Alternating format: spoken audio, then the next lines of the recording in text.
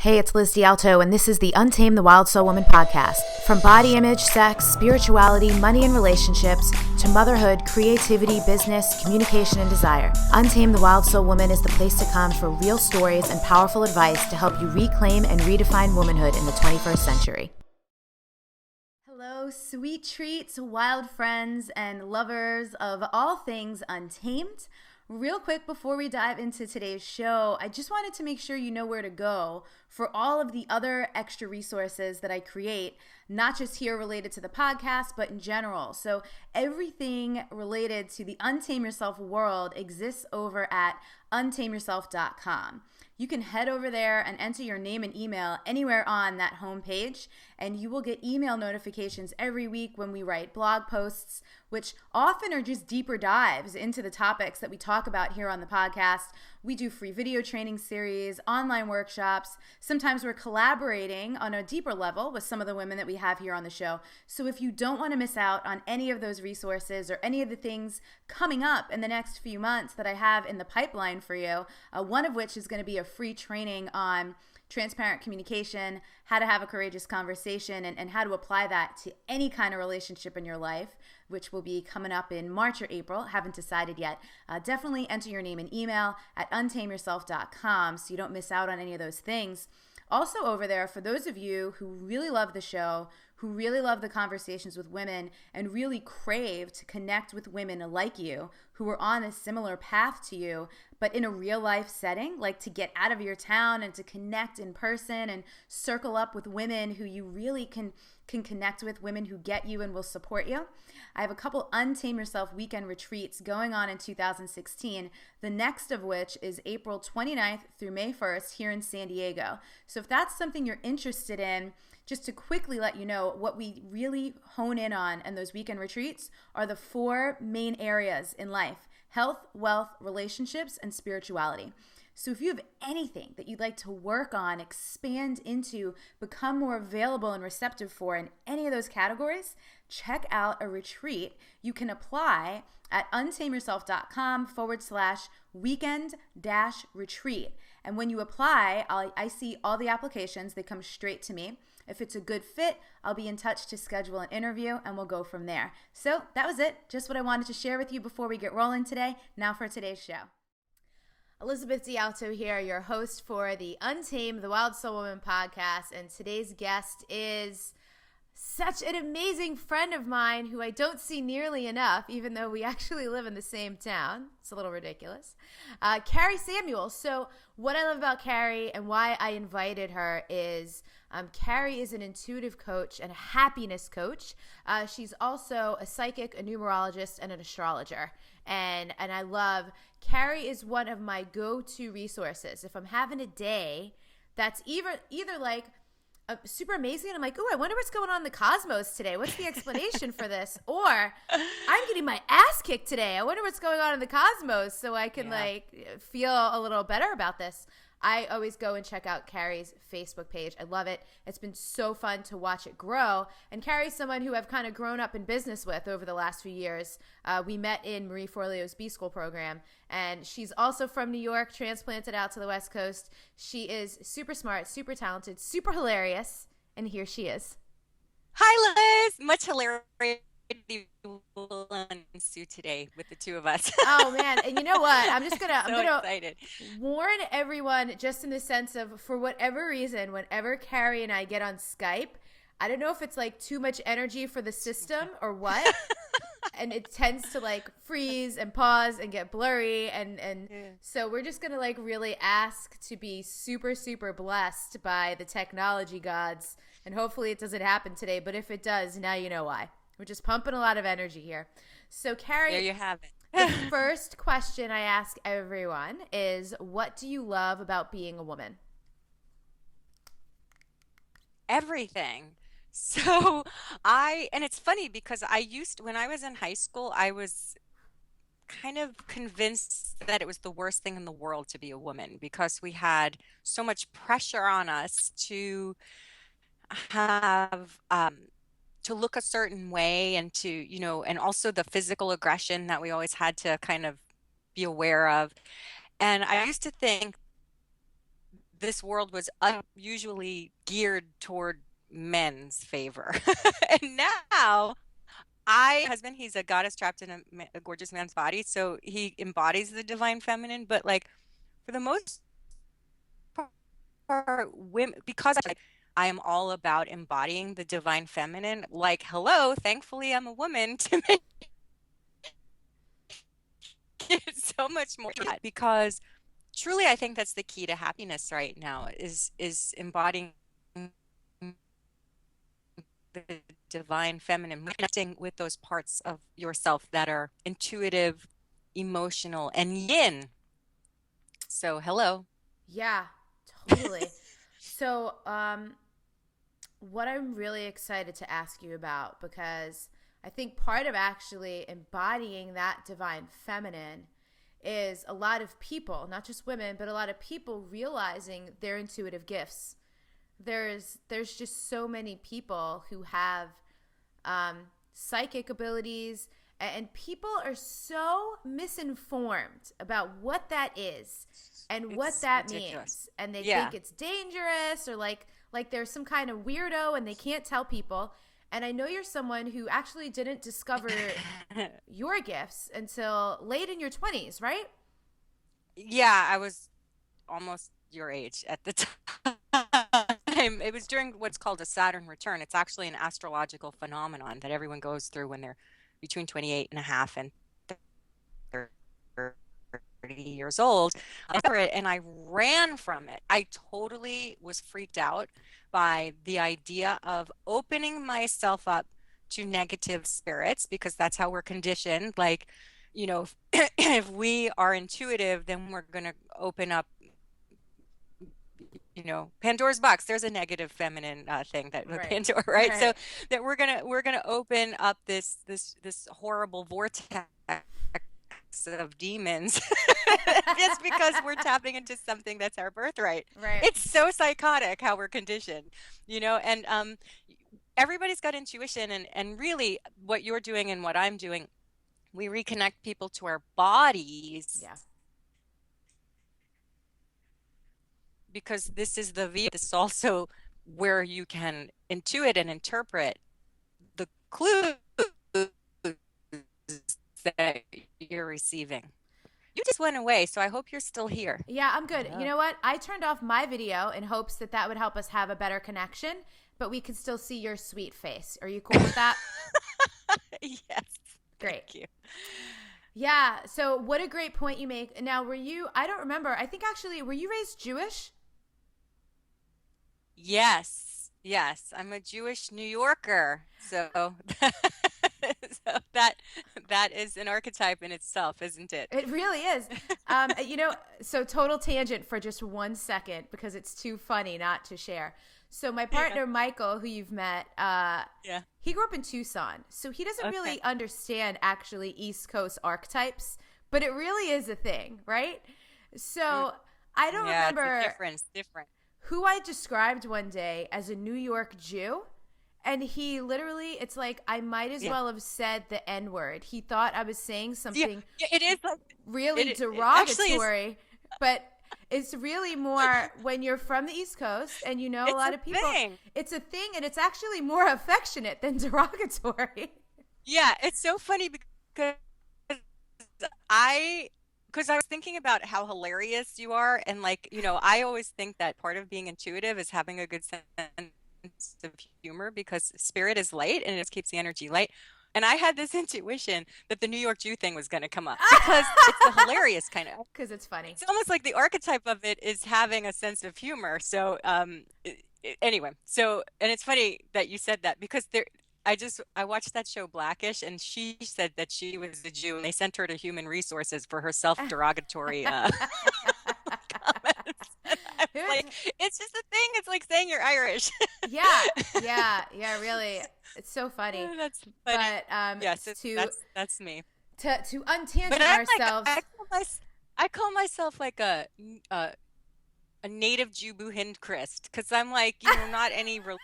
It's more of a cultural thing, right? Yeah. So I like to embody all religions and none of them, so I can have my own personal spirituality. Yes, I So love that's how that. I roll. And I'm super with you on that, as you know. But to Yeah. untangent ourselves, the reason I brought that up is because when you said the thing about the fears around inviting in demons and spirits, most people who Yeah. fear things like that, it comes from some kind of religious upbringing, because you had to hear that or learn that somewhere. That's not just like inherent in people to fear things that don't actually exist. It is a religious programming, and it's funny because of course, like I have the belief that we choose our parents and we choose our family, but I also have the very strong belief that we choose our bodies, our physical bodies, and we choose the cities that we want to be born in and the cultures which we're going to be born. And because I consider myself a champion for the intuition revolution, I consider myself a leader in this because I have learned to be fearless about being a sixth sensory person. That part of my tempering, part of my challenge that I had was, because part of the archetype of the Jewish people, and I grew up in a not Jewish neighborhood because I grew up in the Bronx, and so minority, and so I experienced a lot of persecution, which is like a Jewish thing too, that archetype of Yeah. persecution. And that was all part of my strengthening so that I would learn how to be myself, which I think is what this intuition revolution is about. And that's what you're teaching people. That's what I'm teaching people. Hopefully, people listening are feeling that. It's like being yourself, regardless of who and what is around you, because we need to be champions right now. We need to be leaders and not worry about persecution or who likes us or who doesn't like us, because that is true freedom. That's true liberation. And that's when you own your. Am I right, Liz D'Alto? you're Elizabeth. you're super right, and I love that. I want to just pause for a moment on that concept, because I think for some people it's probably hard to swallow that, we chose our family. We chose to be here at this time, in this Mhm. place, wherever we end up. We literally, I hold the same beliefs you do around that. And by the way, if you're listening and you don't, just like listen with a curious ear. We're not trying to convert Yes. anyone. Totally don't have to agree with us. But if you're curious, we can certainly give you some resources to do some exploration around this. Oh, yes. Um, for me, that belief system has been so empowering because I never have to feel like anything is happening to me. I could Hmm. always find, even if it's uncomfortable, even if it's hard, at a point I could always find like the service in, like you're saying, right? Being in the Jewish culture, that energy of persecution that is like kind of ancestral for centuries for you, right? and Yeah, and what that absolutely. strengthened Yeah. you for. And even for me, being brought up Catholic and having a connection to Jesus Christ, and figures in the Bible like Mary Magdalene, and then now circling back and looking at them as like historical figures, or what was their energy and what was their real message, and learning and getting so much influence on my own spirituality and beliefs and practices because of that. Had I not chosen that, I Mhm. wouldn't have these things right now. So I love that perspective. um, I'd like to go back Well, to. yeah. Oh, sorry. Go ahead. No, what were you going to say? Well, this is the intuitive way, and this is the untamed way, right? Because instead of having a preconceived notion about what your life should be, or what it isn't, or there's this polarity in our consciousness that's pretty much what's expected of us and our life. And then when you start to see things from this perspective of the soul's perspective, really, in having these choices, and having everything have meaning, then it really does change things, because then first of all, life doesn't seem unfair ever. You Yes, understand that, like, God. everything. Yeah, because I think we all have an idea about who we should be, what we should be, when we should be it, and that comparison of like this life is like this and mine is like this, and so it starts to get into this very unfair energy. And the older souls tend to choose a more rigorous path of individuation that's very much about being yourself. It's an older soul thing, and you have to learn how to not conform. That's a rigorous path. And so, when you look around, so this idea of fitting in, it could just seem like we start to get into this blame or shame or like feeling something's unfair or feeling like we did wrong when it's really just the soul wanting to explore and grow and become more of itself, right? So when you start to look at life this way, it's a more empowering process because not only are you making this deliberate choice, but you can start to see like why this is happening, and you can start to become more of a co-creator in your experience, but also not in a way that's so pushing. You're co-creating in the moment, you're co-creating in the present because you're something that you're experiencing is something that your soul is trying to teach you, and everything becomes like this fun act of co-creation, even if it seems uncomfortable. Yeah. And I mean, and sometimes it's intensely uncomfortable, which I think is why some people, I think what keeps people out of the space of co creation is like needing to control or manipulate things to feel safe. Right. And so it tends to get us in our heads and out of our bodies. That's right. That's exactly right. And Right. It's always about going back into the body and back into the now of responding in an intuitive way, not what we think things should be. Because that's what I'm trying to make the distinction about what we yeah. think life should be or what we think we should be doing, and this present moment awareness of what is actually happening now and where is our intuition taking us, where are we being guided. And this year right now, I mean, who knows how many years in the future people are going to listen to this, but the time of this recording in 2016, this is a year really where we're going to learn those lessons very rigorously. Yeah, yeah. I actually, so this was about, I think it was, I downloaded it. When did you create your numerology guide? Was that 2012? 2014, and because I noticed that in the year thing it said 2014. I didn't, didn't update it every year, but yeah, 2014. I use it. I still use it all the time. I actually just yesterday, not even remembering that we had this interview today. So it's not like I looked at my calendar and I was like, oh, Kari. And that made me think of it. I literally, this is just how often I still use that guide. I was like, oh, I That's actually awesome. haven't looked up. I'm in a 5 personal year. And Yeah. I hadn't looked that up in a while. Um, Do people know what you're talking about right now? no, so Do the that's, personal years? see, she really is psychic, y'all. She knew the next question I was going to ask her. I have a habit of congratulating people on their pregnancy before Oh they told their husband. no! Yeah, so that's what I was gonna. I love so as I was really kind of delving into what were going to be like the foundations of my personal spiritual belief systems and practices. Yeah. I have taken a lot from like your numerology work and from astrology. So can you explain that to people? Like what is it and why is it not like absolutely bonkers to check it out or believe in it and use it for guidance? Now, this is something I actually just wrote about this today because it's astounding to me that this is not a part of our daily life in the mainstream, because astrology and numerology, so there's this misconception that planets make you do things, right? And that, so people maybe don't like it because they think it's fortune telling or whatever. But an astrology and a numerology forecast is very similar to a weather forecast. It's your cosmic weather forecast.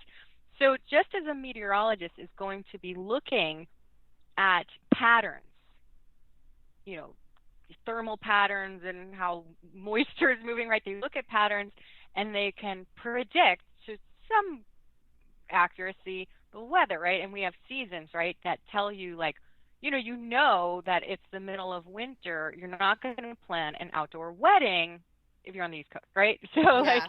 you're not going to like go sailing during a hurricane, right? So there's these, there are definite patterns. So our planets are, I mean, there's no denying the planetary pull upon the earth. And the one thing that we can see this physically most clearly is with the moon upon our tides, right? Mm-hmm. There's no denying that there's an effect of the moon on the tides. It's scientific. So every planet in our solar, and we are made of 75% water, right? So that's why we get more emotional during a full moon, because they're pulling on our emotions, right?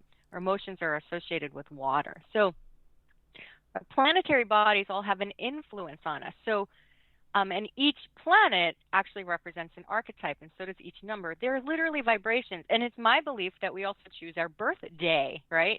Because we want to embody certain archetypes.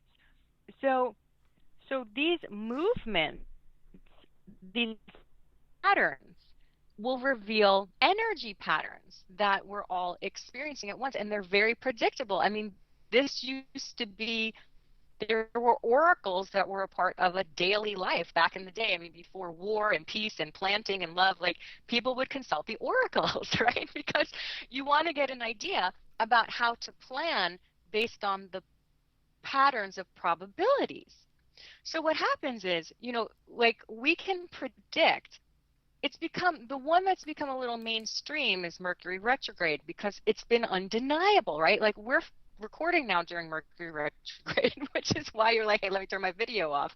It's an undeniable thing that things happen during Mercury retrograde, right? So like for instance, Mercury retrograde, it's not like there's a reason for all of this. There's an energy that we're all going through at once, because we're all connected, and our collective consciousness, we affect each other and we affect the universe, right? As above, so below. We're in this holographic universe that affects each other, right? So it's beautiful knowing that we're all going through the same type of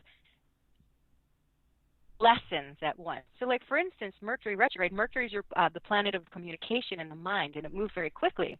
So in our life, we tend to race ahead and with our goals and move very quickly, and there's all this intuitive information that is in your subconscious, but you're not processing it. So Mercury retrograde is this time to review, revisit, repair, redo, revise, all these rewords, because this planet of moving forward is actually moving backwards. So you can go back and collect all this intuitive information. So each of our planets has a function like that, and every number has a function. Every letter in your name has a function. So it's like, because they're all vibrations that create patterns of energy. And all of this, so I can look at your name and your birth date and tell you almost anything about what your spiritual lessons are. Now, how you embody that and how somebody else embodies that is very different. You and I are both Virgos, right? We're very different. But Virgo is actually all about, Virgo is the earth goddess, and we're all about embodying the divine feminine with our physical being. So, I mean, there's a commonality between that, isn't there? Yeah, We and do I it in love, different though, ways. yes, and that I think is the big thing. There's different paths. And I think for sure one of the things that turns people off from this, like, wisdom and really valuable information and insight is, like, the janky versions that people see, right? Like, they drive past, and of course there are, I love any opportunity I have to use this word, I love it. There certainly are charlatans, right? Like you said, like the fortune teller, gosh, and they make the me palm angry. reader. Well, because that's what deters people from seeing the truth in people who are just really telling the truth, like you. So, and I think the other issue is, and the thing is, not force yourself. yeah, no, because it's certainly, and I think that's the thing too. So this brings us to intention, which I know you're really big on. And another reason why I love following your posts on Facebook, your posts on Instagram is, it's about the intention. So if someone is looking for an excuse to, like, displace responsibility and be like, oh, well, it's Mercury retrograde, I can't do anything. Like, that's not what it's for. It's more of like an invitation for you to be more aware and more intentional around your communication, and just understand that it might be a bit more challenging, but to step into that and to pay closer attention to it. It's not only paying attention to things too, because it helps you plan the cycle. Yeah. Because like I said, you don't want to plan a wedding, an outdoor wedding in the middle of winter, but it might be great for a cozy indoor wedding, right? It helps you plan, because let's say you want to write and publish a book, right? You wouldn't want to publish it necessarily, put it out in the world during Mercury retrograde when all communications in this retreating cycle. But what a great time to revise, to edit. So it really helps you plan according to the natural cycles of the universe and what we're all going through together. And it also helps you understand why you're happy. Like we know now full moons can make us more emotional. And the moon in astrology is associated with our emotions and our inner life and our intuition. And during a full moon, our emotions are brought to light, everything that's been unconscious and buried under the surface. So people can act a little crazy pants, right? But it's a great time for you to release and let go and celebrate your success. So there's this if you don't know, what happens is, imagine what it's like if you are trying to set sail across the seas and you didn't know there was a hurricane and you're like, I'm such a failure. It's like, why Right. isn't this working? But if you're working against the universal cycles, you're going to feel, it can feel very uncomfortable. But if you actually know and you're in harmony with it and you know why, oh, it's Mercury retrograde. That's why I can't move forward. Maybe it's time for me to go in and revisit. It's like it helps you understand, there's a reason for everything and everything in its own time and there is a reason why things are happening. You may be feeling more emotional because you are dealing with unprocessed emotions, and this full moon is a time when you're dealing with it. It helps understand why as well as when. And this it is actually more empowering. It isn't about fortune telling. It's about knowing the weather isn't hocus pocus could you imagine if people are like, I never knew, that's evil. I don't watch the weather. Right. Could you imagine if people thought that was evil? Because you could think about it, like someone coming from like a tribe a gazillion years ago could look at a weather forecast and be like, ooh, that's scary. They could Right. be like, that doesn't make any sense. But that's how some people look at like these divinatory arts. It's like it's actually being in touch with nature and the universe and each other, which is one of the most basic and fundamental and beautiful things that you could possibly do. And there's nothing fortune telling-y about it because you're looking at probabilities and how to be in harmony with what's out there, being in harmony with that. And it's understanding how to best navigate it. And it's up to you how you're going to do that. It's totally empowering. I love that. And I mean, putting it in the context of it being so similar, which it is, to like a weather forecast for me, is like the best, most simple explanation I've ever heard. And it makes me also think too. So like if someone was a Boy Scout or, grew up with like a nature family, if you were like camping and went outdoors, people don't disbelieve a sundial, right?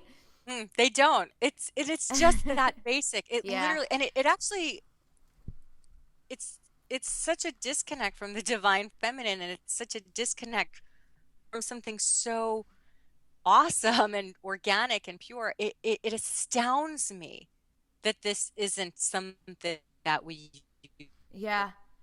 And it's utilize so, I in love, our daily life, like that it's looked at this way.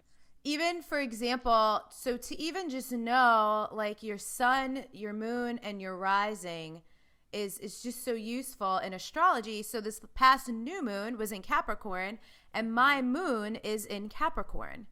So Uh-huh. this one was really powerful for me to Yeah. take a look at like the messages and the lessons and what we're being invited, if we want Yeah. to look at in our life. It was so useful for me. And had I Yes. not known that basic thing about myself, my moon was in Capricorn, then it wouldn't have extra caught my attention to go check out, okay, what's up with this new moon? What are the messages? And I really got a lot out of reflecting around that for my own life. And so I think in the 21st century, when so many people have moved away from traditional religions, Hmm. Hmm. but still crave some kind of connection and spirituality, these very basic, simple things that, like you're saying, connect us to the earth, to the cycles, which is, earth is a feminine element. Being cyclical is a character of feminine energy, right? Because masculine energy is much more linear.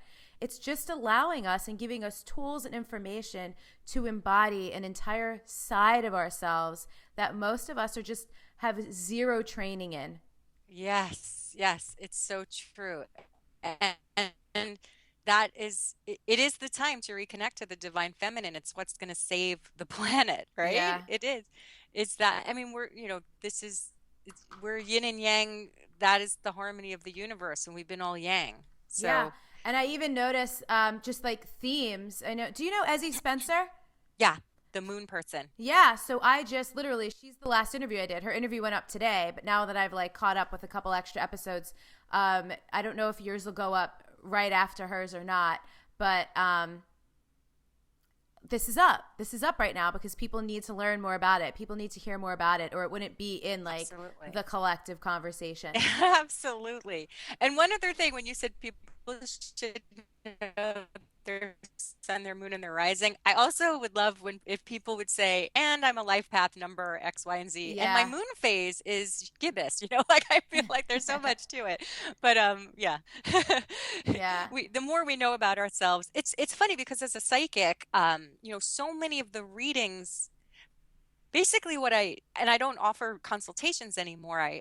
My purpose is to teach. So when I was doing consultations, it's like basically my job was to reflect back to them who they were. That's right. And I feel like we need ourselves because we tend to look outside of ourselves for validation. And then it really is, the more you know yourself. Like for instance, you said you're in a 5 personal year right now, and you get that through your birth date and the current year that we're in. And guide people to my book after this so they can get that information. Yeah. But so basically 5 is the number of experimenting and change. So the words in numerology that add up to the number 5 are N-E-W, N-E and W. So those are the 3 letters in our 26 letters of our alphabet that add up to the number 5.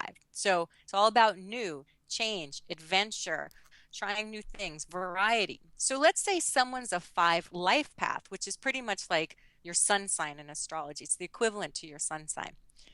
So let's say you're a 5 life path. If you know you're a 5 life path, this tells you that you will never, ever feel secure with what other people's idea of security is. You need variety. You need change. You may be one of those people that needs 2 different jobs because you don't want one job. You need to have freedom. You need to have adventure, or else your spirit will be crushed, right? But we're all brought up to be the same person. And so the more you can understand about yourself, like, you know what, I am this 5 life path. I need movement. I need freedom. I need new things. So maybe I'm the kind of person that wants to have 6 different careers in my life, and that's stability for me. And that is your version of security. But if you're still conditioned like, oh, well, that's wrong. No, your soul wants a variety of experiences, so that's what this life is about for you. Yeah. But if you're thinking, so it really helps you understand like who you truly are. Yes. But what I think is the more empowering part about it is that we, even understanding who we really are, and that we chose all these things to come and have all these experiences for the evolution of our soul, we still always have free will. It is about free will. So we get to decide how we interact with all this information. Because again, I just think it's dangerous. The same as if someone took like a personality test, right? It's like, well, I'm an ENFJ in Myers-Briggs, so I'm this way, and then I'm closed off to other experiences or any kind of growth. So I think it's the same with anything where it's saying, this is, you're more inclined to this, and this, great. But like, you get to choose how you engage with and interact with and use all of that information as guidance, not necessarily as fortune telling or a dictation of your path. You still get to choose your path. It is never a fortune telling. Yeah, absolutely. Like twins have the same birth chart, pretty much. They have different names, which give them a different vibration. And usually I can look at twins and tell you which personality is going to fit with which person based on their name. But how they respond to that energy is 1,000, there's so many variables, right? And, I have siblings. My siblings responded to our parents very differently, right? So, it's all free, but these are again, it's like weather. Like, some people love skiing in a snowstorm, and I will prefer to, I maybe wait till different type of weather if I'm going to go skiing or whatever. But you know Yeah. what I mean? Like, it's how you respond to it. But the energy trends, um, there are some universals, Yeah.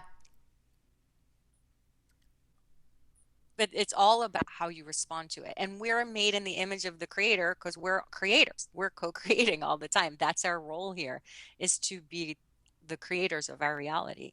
I love this so much. So, for you, take me back. So, as you started to discover and open up to your, skills, innate abilities, how did you? My psychic gifts. Yeah, thank you. I couldn't articulate it. I like that best. Psychic gifts. What? How did you know it was happening? Like, what started to happen? What shifted, or what was different that you were like, I have some gifts? Well, it's funny you mentioned palm reading because I started out during my Saturn return. I got my chart done, and I thought it was really interesting to read about astrology because it seemed really accurate. And this is a while ago. So this is when people still had temp jobs, and this is before, like, I think it may have been before cell phones. Anyway, so it's a long time ago. So I was temping up in Portland, and I was like reception. Like, it took me a long time to get to where I am. So I was doing reception, and I was the girl that was training me. I was talking to her about how cool astrology is, and she was like, "Oh, I have an astrology book at home. I'll give it to you." And it turned out to be a palmistry book. It had astrology symbols on it. That's where she got confused. And I actually read some palmistry books when I was a kid because I always had like this, right? So I was just reading this book, and people came up to my desk, and they're like, "What are you reading?" Because this is the back in the day I could read at the desk anyway, because I was a temp, whatever, who cared? So I was just filling in for someone. So I was reading this thing, and I was like, "Oh, is this palmistry book?"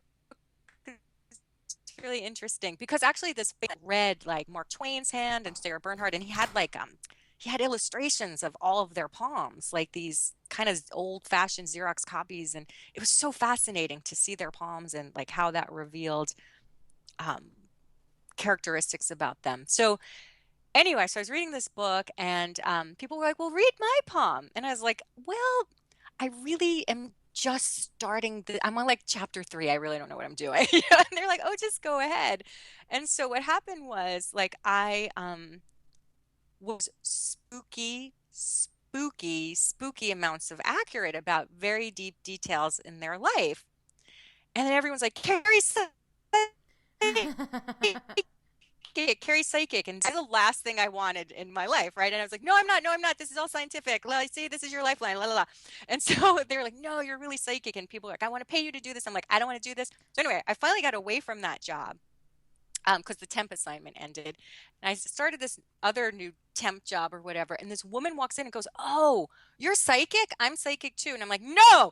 So it's like, and so I kept trying to run from it. But what would happen was, because it's like, it's almost like someone, like when you're going through puberty and the hormones are just, you can't like repress this stuff, right? Like, it's just like this, the more I repressed it, the more like it would come. So like I'd be in the supermarket, and I'd get this message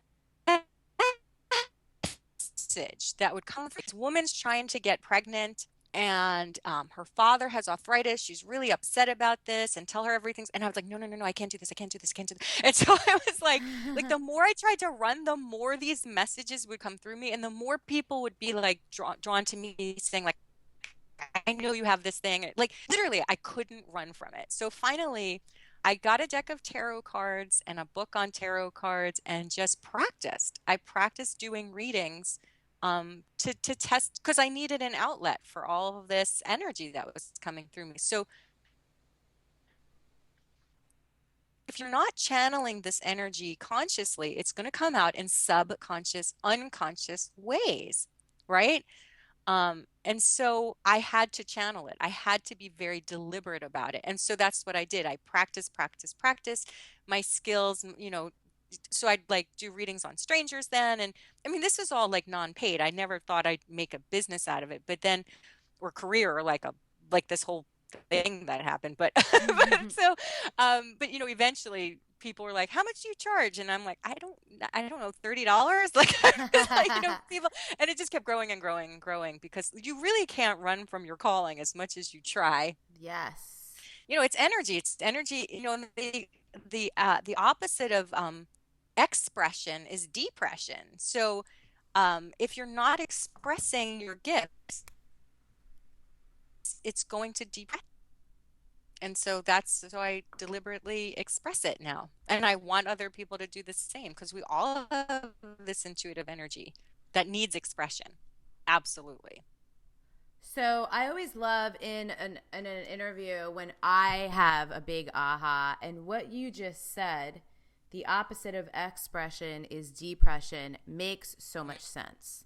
Because it's ridiculous. I was going to ask you, what are some of the unconscious or subconscious ways that the energy will come out if it's not being acknowledged and channeled? And that makes sense in like emotional stuff, right? Are there any other specific ways? There's a million specific ways. So we have as many psychic senses as we have like physical senses because people are familiar possibly with like clear, the third eye. That's clear seeing. That's where you see images or have dreams or whatever. But I'm very what's called clear cognizant, which means that I have ideas that just come. It means clear knowing. So I'm a writer, and a lot of writers are very clear cognizant. And I used to be incredibly neurotic because all of these psychic thoughts were floating around my head with no outlet. Because what happens is I would get an impression about someone or something, and I would say, no, I can't be judgmental, or I shouldn't think that. And so you just start to repress all this, and it just swirls around your head. It just Yeah. swirls and swirls and swirls and swirls. And that's one way. And I'm also clear sentient, which I think most of the people are feeling, which means your body is like an antenna, like a psychic antenna, and it will tell you. And so the repression of that is illness oftentimes. Yeah. And I used to have a lot of physical ailments because I was repressing all of this information that was trying to speak through my body.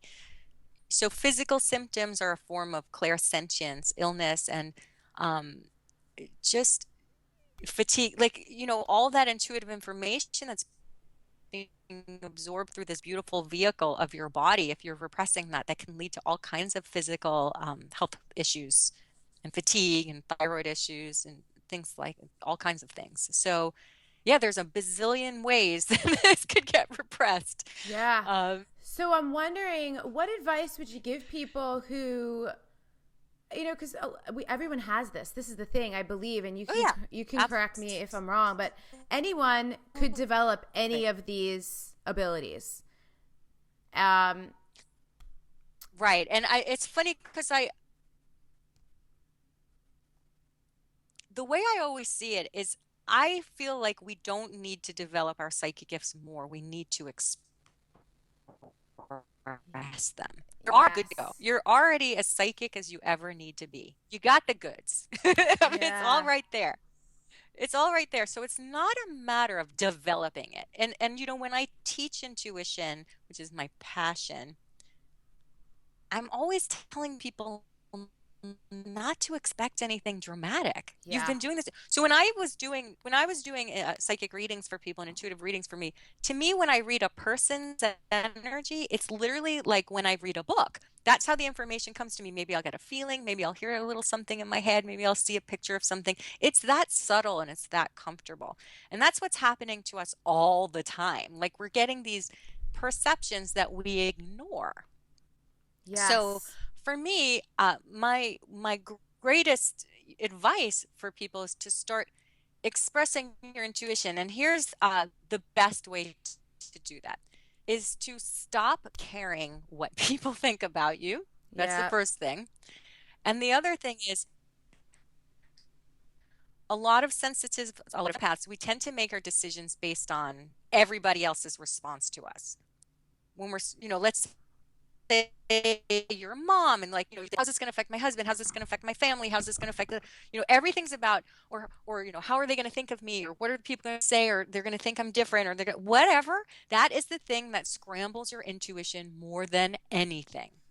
Yes. When you start to retrain yourself, to untame yourself, when you start to retrain to untame, what you do is you have to go back into yourself and you have to ask yourself, what do I want? What do I need, regardless of how this is going to affect everybody else? And when you start to bring that, because what most people do is they start to project their consciousness out into everybody else. And then you're out of your body and you can't make any intuitive decisions anyway at that point. Then you stay out of your body and then you're like, why do I feel uncomfortable? So it's like, so you have to bring your consciousness, bring your awareness back into your body, ground it to the earth, get really inside of yourself and tune in. It's not intuition. You got to tune in and ask yourself, does this light me up? Does this make me feel? And really get in your heart and not in your mind. And when you're inside your body, inside your heart, and asking yourself about your own needs and your own responses to things, then you can start to then expressing that and acting on that. Well, that is your key to an intuitive life. Right. And then you're actually, moving with that energy instead of repressing it. Yeah. So what's so amazing about what you said, and then I just want to ask you some rapid fire, random questions and wrap up. When you said the thing about scrambling our intuition, it literally just made me think of, back in the day before technology was as sophisticated as it is now, even though, you and I are having scramble issues on Skype through this interview. I think about the antenna when you used to have to adjust an antenna because the signal was crossing with something and getting scrambled. That is and we're so willing to believe in wireless internet, even though we can't see it. And yet we don't believe in our own intuition because we can't see that either. It's the same. It's the same, right? But so the signal getting scrambled and having to move the antenna is exactly the same as factoring in other people's opinions and judgments to your own intuitive hits that you're getting and your own guidance and what you really feel and sense. That's scrambling your own signal. And that is just another case. And I'm so excited to have another context in which to tell people, please stop doing that. Just stop it. Because there's no good that can come from that. Stop moving that. Stop pointing that antenna toward other people. Yeah, point that thing in. You're trying to find your channel inside of you. Why are you pointing the antenna towards everybody else? What are you trying to pick up on there? Forget about it. You're just scrambling things. And you will pick up on things and it will confuse you and it will just delay you and keep you stuck. Amazing. Real quick, taking a pause from the episode to bring you a note from one of our sponsors. If you love listening to the podcast, you might also love listening to audiobooks. Audiobooks is something I just got into 3 or 4 years ago. They're perfect for the car, road trips, long commutes, walking the dog. Sometimes we just don't have time to sit down and read a book, or sometimes we want to digest a book that we've already read in a different way. Some of my favorite books, I have both the print copies and the audio copies, so I can listen and I can reflect, and every time I go back and I listen, I always catch something different, or something always lands with me differently. And I'm super excited to have the audio version of my book, Untame Yourself, in the works. And it'll be coming out later this spring, 2016, depending on when you're listening to this. It might already be up, but check out audibletrial.com /Elizabeth.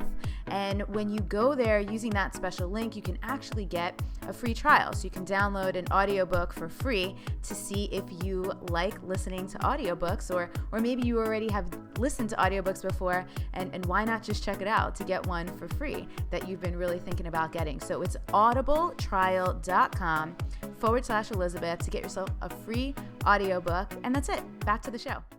So I've been asking people random rapid fire questions, and I make them up as I go. It's not like I have a list. I probably should have a list, but no, don't have to be spontaneous. That's what I do, girl. So this is how I practice my intuition. What's your favorite fiction book that you've read in like the last couple years? Most people, I feel like most people who listen probably don't read that much fiction. It's all self-help and spirituality. Actually, I read fiction all the time. No, I don't read any spirituality hardly ever because I live it all the time. Like I always need, I need a little, I just read this book called Station 11 that was awesome. It's like a dystopian universe where, all this goes away.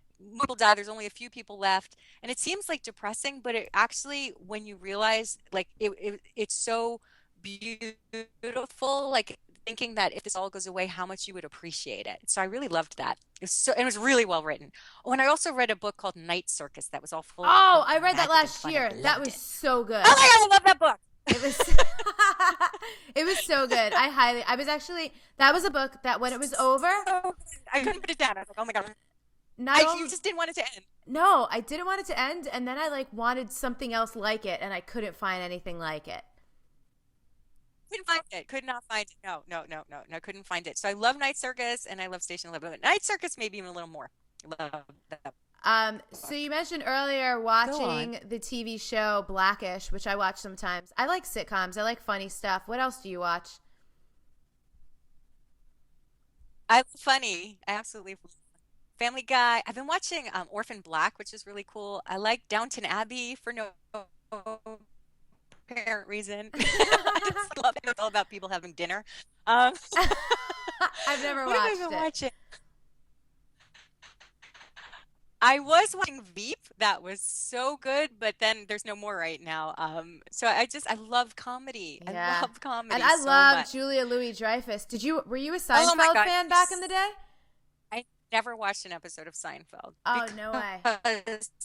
I watched a lot of TV growing up, and then I didn't have a TV for 11 years, and then in high school I didn't watch TV. So I like really detoxed from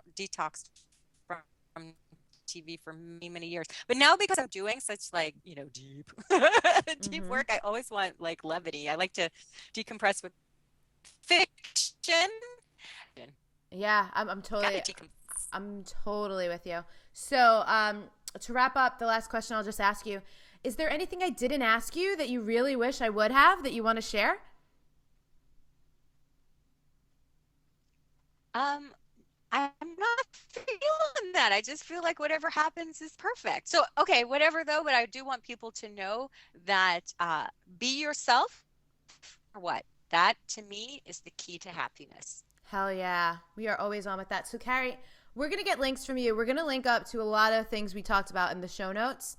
So just tell me the link and I'll write it down. Your numerology guide, what's the URL for that? KariSamuels.com/numerology gift. Great. And people can also find you, and we'll link up to your Facebook page. And you share everything from that Facebook page, right? Your daily forecast, your monthly forecast, the tarot cards. Great. Yeah. Okay, so we know where to find you now, girl. And if you were listening and you loved this, Kari is such an amazing resource for this. If you resonated with the way she teaches, she's such a great teacher. I love her stuff. It's always so clear and so loving. I really like that about your stuff too. Maybe it's because I know you personally, but I just always feel like so loved and nurtured when I read your stuff. So you're so great. Thank you so much for being here. And I mean, just the way you explain this makes it so easy to understand and comprehend and like embrace too. So thank you. Lots of love. It should be easy. Make it easy. Lots of love. And thank you so much for having me. It's been super fun. Much hilarity ensued, of course. Yes.